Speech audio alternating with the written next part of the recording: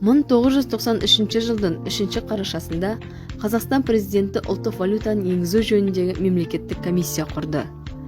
Ұлттық валюта атауын таңдауда үлкен дау болды. Алтын, ақша, танга нұсқалар ұсынылды. Қазақстандық валютаны тіпті сом деп атау жоспарланған.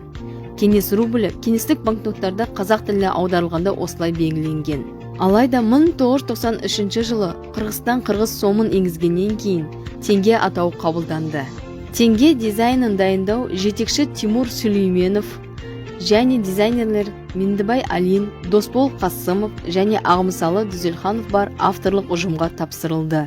Алдыңғы жағында ұлттық ою-өрнекпен үйлесімде мәдениет, ғылым және саясат салаларында Қазақстан ірі қайраткерлерінің портреттерін, ал сыртқы жағында Қазақстан сәулет ескерткіштері мен көркем жерлердің көріністерін орналастыру туралы шешім қабылданды.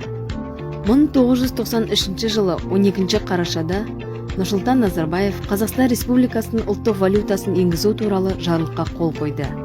Ал 15 қарашадан бастап теңге елдегі есептесетін ақшаға айналды. Бұл күні айналымға портреттер банкнотының бірінші топтамасы шығарылды.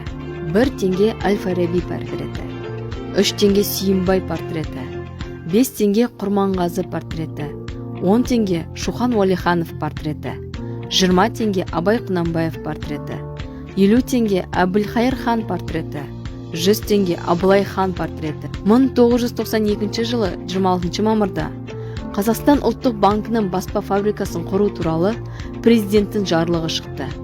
1993 жылдың маусымында егемен Қазақстан тарихында тұңғыш рет бағалы қағаздар шығаратын цех іске қосылып, қағаз тиындар шығарылды. Алғашқы банкноттарды Англияда Harrison & Sons фирмасы басып шығарды. Олар Қазақстанға ұшақтармен жеткізілді. Бір апта ішінде 18 рейс орындалды.